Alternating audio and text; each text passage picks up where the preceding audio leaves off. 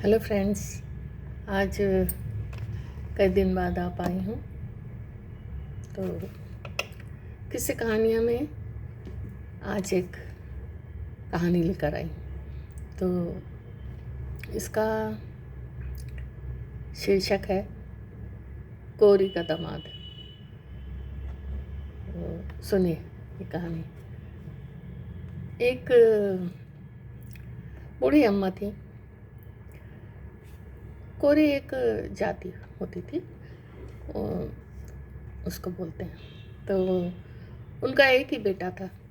तो उन दोनों बड़े प्यार से रहते थे। और शादी उस लड़के की बचपन में हो चुकी थी। पहले होती थी बचपन में शादियाँ, तो अब थोड़ा बड़ा हो गया वो, तो गौने का समय आया। तो माँ बोली कि बेटा अब जाओ दुल्हन को ले आओ, तो विदा करा के। तो उसने गठरी वठरी बना के उसमें खाना वाना रख के और लड़के को दिया और बोले कि माँ बोली कि देखो आराम से जाना, इधर उधर कहीं रुकना नहीं, और जहाँ शाम हो जाए वहीं रुक जाना और झर फर करते चले जाओ। उसका तात्पर्य था कि जल्दी जल्दी चले जाओ। अब वो निकल पड़े और माँ ने कहा था कि कहीं दाएं बाएं कहीं नहीं मुड़ना, सीधे गांव है उसका, सीधे निकल जाना। तब ये चले और रास्ते में एक पेड़ आ गया, बीच में आ गया। तो उन्होंने कहा कि माँ ने तो मुड़ने को कहीं मना किया है। तो पेड़ में चढ़े, पेड़ से उतरे और फिर चल पड़े। और जरा सी बुद्धि उनकी कम थी तो और बोलते जा रहे थे झर फर झर फर झर फर, ऐसे बोलते हुए चल पड़े। तो एक गांव से गुजरे तो वहाँ पर चिड़ी मार लोग होते हैं ना, वो अपना जाल लगाकर और चिड़ियों को बेचते हैं पकड़ के। तो उसके लिए वो जाल लगाते हैं। तो चिड़ियाँ बिल्कुल मतलब फंसने ही वाली थी कि ये वहाँ से उसी समय निकले, झर फर झर फर। चिड़िया उड़ गई। जब उड़ गई तो आए वो लोग जो जाल लगाया था जिन्होंने, वह उन्होंने अच्छी धुनाई इनकी करी। बोले कि क्यों झर पर करते क्यों निकल रहा है, ये बोलो कि एक में दो दो फंसे, एक में दो दो फंसे, मतलब दो दो चिड़िया फंसे। तो वो बेचारा वही बोलने लगा, एक में दो दो फंसे, एक में दो दो फंसे। अब आगे बढ़े तो आगे दो चोर थे। वो लोग सेंध लगा रहे थे चोरी के लिए किसी के घर में। ये वहाँ से बोलते हुए निकले, एक में दो दो फंसे, एक में दो दो फंसे। तो उन लोगों को बहुत गुस्सा आया। चोर लोग अपना काम छोड़ के आए और उसकी दे पिटाई किए। अब बोले कि क्यों ऐसा क्यों बोल रहा है, तू हम लोगों को फंसाने की बात करता है। तो उसने कहा नहीं भैया मैं तो ऐसे ही बोल रहा था। तो बोले नहीं, ये बोलो ऐसा कभी ना हो, ऐसा कभी ना हो। तो वो यही बोलने लगा, ऐसा कभी ना हो, ऐसा कभी ना हो। बोलते बोलते आगे बढ़ा। तो जहाँ से निकले वहाँ के राजा के बहुत दिनों बाद पुत्र हुआ था। तो सब लोग जश्न मना रहे थे पूरे नगर भर में। तो ये वहाँ से निकले बोलते हुए, ऐसा कभी ना हो, ऐसा कभी ना हो, ऐसा कभी ना हो। सारे शहर वालों ने उनको पकड़ा। बोले इतने दिन बाद हमारे राजा को बेटा हुआ और तो ऐसा बोलता है, मारो इसको खूब। उसकी फिर पिटाई हुई और उन्होंने कहा कि ऐसा मत बोलो, ये बोलो कि ऐसा हमेशा हो, ऐसा हमेशा हो। तो अब वो यही बोलने लगे बेचारे। आगे निकले तो आगे नगर सेठ थे, उनके यहाँ उनका इकलौता बच्चा जो था उसकी डेथ हो गई थी, मर गया था। अब ये वहाँ से जो जो से बोलते हुए निकले, ऐसा हमेशा हो, ऐसा हमेशा हो। तो गांव वाले सब दुखी थे, शोक मना रहे थे और ये ऐसा बोलता निकला। तो उन्होंने पकड़ के इसकी फिर धुनाई करी। बड़ी पिटाई हो रही थी बेचारे की। तो खूब पिटा। बोले हमारे सेठ का बेटा मर गया और ये कहता है कि ऐसा हमेशा हो, ऐसा हमेशा हो। तो चुप रहो, मत बोलो ये सब। तो बोले तो फिर मैं क्या बोलूँ, मुझे जो बोलता है मैं वैसे ही बोलने लगता हूँ। बोले चुपचाप जाओ, कुछ बोलने की ज़रूरत नहीं। अब ये चुपचाप चले, अब इन्होंने बोलना बंद कर दिया, आराम से चले। इतने में सारा दिन इसी में गुजर गया, कई बार पिट गए बेचारे, बड़े दुखी हो गए। और इतने में शाम हो गई। शाम हो गई तो माँ ने कहा था कि जहाँ शाम हो वहीं रुक जाना। तो ये अपने ससुराल पहुँच गए थे, पर अभी घर के पीछे ही थे कि शाम हो गई। तो ये वहीं पिछवाड़े में बैठ गए। घर तक जाने का इन्होंने, क्योंकि माँ ने कहा, माँ के बड़े आज्ञाकारी थे, तो वहीं बैठ गए। उन्होंने छबेला उबेला टिफ़िन वगैरह जो माँ ने बांधा था वो निकाला और खाने वाने लगे। और खा के वहीं पे ऊँघने लगे। थक तो गए थे, मार पिटाई बहुत हो गई थी, अब वो ऊँघने लगे। तो किचन पीछे की तरफ था, तो वहाँ से आवाज़ आई। उनकी जो पत्नी थी, बहू थी, उसने अपनी माँ से कहा कि माँ 2 रोटी और लाल भाजी बची है, तो उसको मैं रखे दे रही हूँ। माँ ने कहा हाँ ठीक है, रख दो। अब ये वहीं सुन के सो गए। सवेरा हुआ तब ये ससुराल पहुँचे। जब पहुँचे तो भाई बड़ा स्वागत हुआ। कोरी के दामाद आए, बड़ा उनका स्वागत सत्कार हुआ, नाश्ता वास्ता दिया गया। तो थोड़ी देर में ये बोलते हैं कि मैं बताऊं आपके किचन में, रसोई में क्या बचा था कल? तो ससुर बोले हाँ बताइए। बोले आपके यहाँ कल 2 रोटी और लाल भाजी बची थी, वही बनी थी कल। तो ससुर बड़े खुश हो गए। बोले अरे ये तो ज्योतिष विद्या जानते हैं, हमारे दामाद तो भाई बड़े काबिल हैं। सारे गांव भर में हल्ला हो गया। तो एक धोबी था, उसका गधा गुम हो गया था। तो भाई धोबी लोगों का तो गधा बड़ा काम का होता है। तो अब वो ढूंढ रहा था, तो उसने सुना जब कि कोरी के दामाद आए हैं, वो तो बड़े भविष्यवक्ता हैं, तो वो तो सब बता देते हैं। तो दौड़ता हुआ यहाँ आया और बोला कि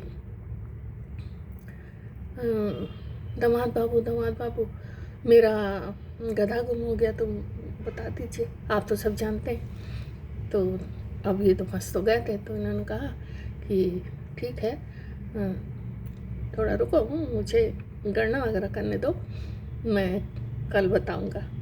तब वो चला गया। अब ये परेशान कि कैसे करूं, मुझे तो कुछ आता नहीं है, ये लोगों ने भविष्यवक्ता बना दिया। तो रात भर ये जैसे सब लोग सो गए, खाना वाना खा के ये निकल पड़े।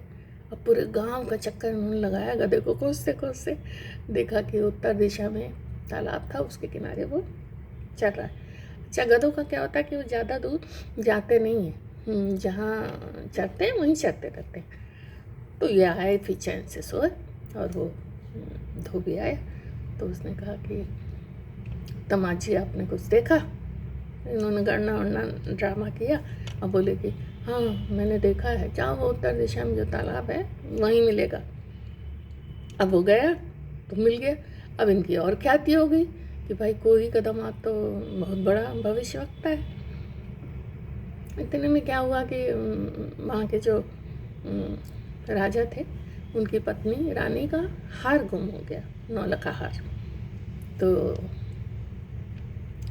वहाँ के सिपाही आए, बोले कि आपको महाराज ने बुलाया है। अब ये डर गए। इन्होंने कहा कि ऐसा मैंने क्या कर दिया? पहुँचे भाई, तो उन्होंने कहा कि भाई सुना है तुम बहुत अच्छे भविष्यवक्ता हो, तो रानी का 9 लखा हार गुम गया है, तो ज़रा गणना वणना करके बताओ, कल बताओ, वरना तुम्हारा सिर धड़ से अलग कर दिया जाएगा। अब ये अपने ही जाल में फंसते जा रहे थे। अब बड़े दुखी आए, तो उनको नींद ही ना आए। तो सास ने अंदर बिस्तर लगवाया उनका, तो बोले नहीं आज मुझे बेचैनी लग रही है, नींद नहीं आ रही, चिंता के मारे परेशान थे, तो छत पे लगा दीजिए मेरा बिस्तर। अब छत पे बिस्तर तो लग गया पर इनको काहे को नींद आया। ये टहल रहे थे, इतने में पड़ोस में निंदी मुंडी नाम की दो महाराज की बांदियाँ रहती थी। तो उन लोगों ने आपस में वो लोग बात कर रहे थे कि यार ये बहुत कोरी का दामाद तो बहुत भविष्य होता है, कहीं ये बता ना दे। तो ये अपना बड़बड़ाते हुए टहल रहे थे कि आ जाए निंदी काल कटावे मुंडी, आ जाए निंदी काल कटावे मुंडी, मतलब हे निंद्रा देवी आज तो आ जाइए, कल तो सिर कटना ही है।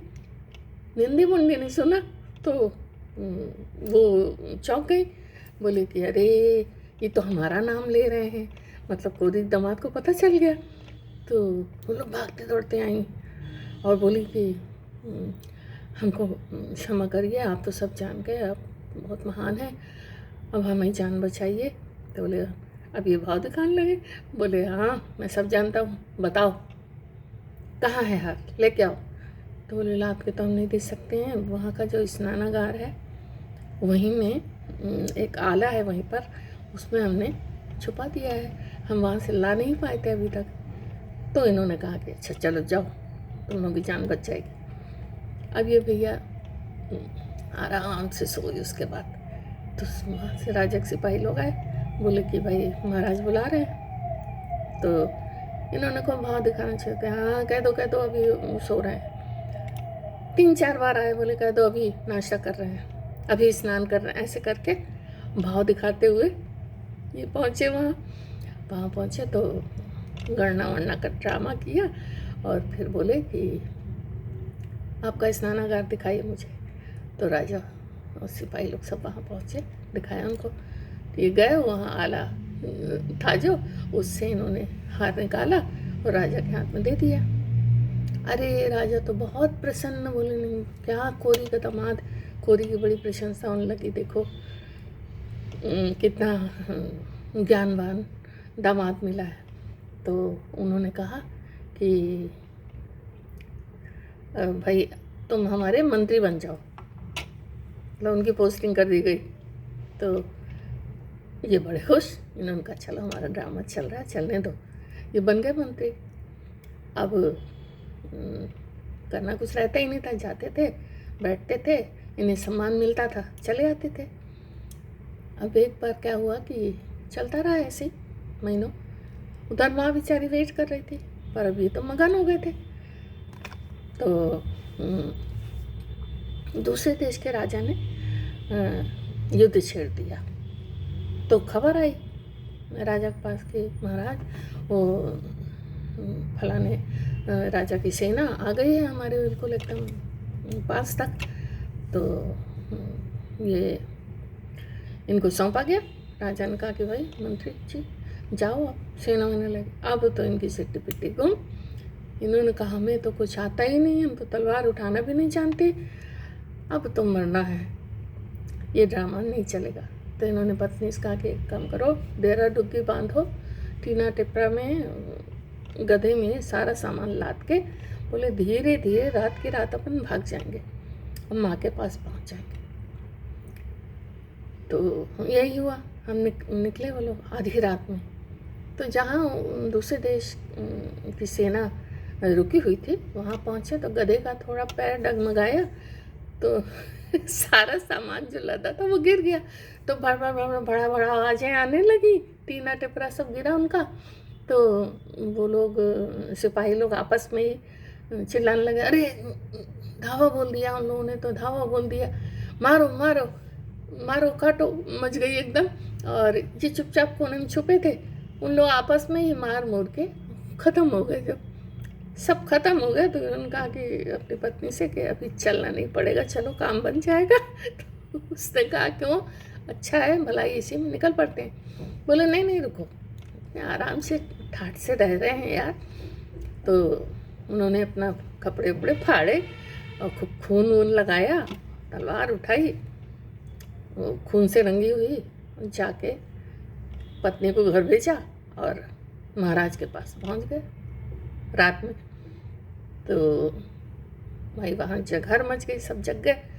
तो महाराज ने कहा कि अरे ये इतनी रात में क्या करने आया है, इसको तो वहाँ भेजा था। तो बोले अरे महाराज मैंने सबको मार काट डाला, सारी सेना आप जाके देख लीजिए। तो राजा बोले कि अरे ये ऐसे कैसे कर सकता है, तो अकेले कैसे इसने कर ली। तो जाके भेजा गया, वहाँ देखा तो वहाँ सब कटे मरे पड़े हुए थे। अब इनकी और धाक जम गई। अब कोई काम तो राजा इनके बिना करता ही नहीं था, तो ये अपना ठाठ से रह रहे थे। अब कुछ हाथी आए, ऐरावत हाथी, तो राजा को खरीदना था, तो मोल लेना था।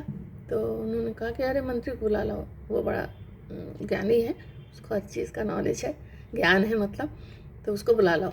तब इनको बुलाया गया।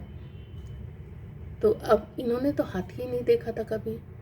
अभी राजा ही के यहाँ गए, जब से इनकी निगाह में पड़ा था, इन्होंने देखा ही नहीं था, इनको मालूम ही नहीं था क्या क्वालिटी क्या। तो राजा ने कहा कि देखो अच्छे हैं ये, इनकी नस्ल अच्छी है, तो हम लोग ले लेते हैं। अब इन्हें तो कुछ पता ही नहीं था। अब ये घूम रहे हैं चारों ओर, इसको देख रहे हैं उसको देख रहे हैं। इनके मुँह से निकला कि महाराज सब बेकार है। राजा बोला क्यों? बोले अरे इनके मुंह इतने लंबे हैं, तो ये किस काम के हैं, ना ढंग से खाएंगे ना कुछ करेंगे, सब बेकार है महाराज, सब बेकार। अब राजा को समझ में आ गया कि अरे ये तो ढोल में बोल है, ढपोर शंख है ये, तो इसको तो कुछ आता ही नहीं है। तो उन्होंने कहा निकलो यहाँ से, तुमको मंत्री पद से हटाते। तो इतने अच्छे हाथियों को ये बोल रहा है निकलो और तुरंत सुबह हमारा राज्य छोड़ देना, वरना तुम्हारी हत्या कर दी जाएगी। अब ये गए बीवी के साथ, बीवी को लेके और थोड़ा बहुत बांध बूंद के और भागे, और जाके माँ के पास पहुँचे। किसी तरह इनकी जान बची। माँ के पास पहुँचे तो माँ ने कहा कि बेटा तुम तो बहू को लेने गए और वहीं रह गए। बोले अरे माँ बहुत लंबा किस्सा है, बाद बताऊँगा। तो इस तरह उनकी जान बची। और झूठ जो होता है वो ज़्यादा दिन चलता नहीं। इसका सार यही है इस कहानी का। अंततः लौट के बुद्धू घर को आए। तो कैसी लगी कहानी ज़रूर बताइए, सुनिए, और सब्सक्राइब नहीं किया है तो करिए। Thank you, good night.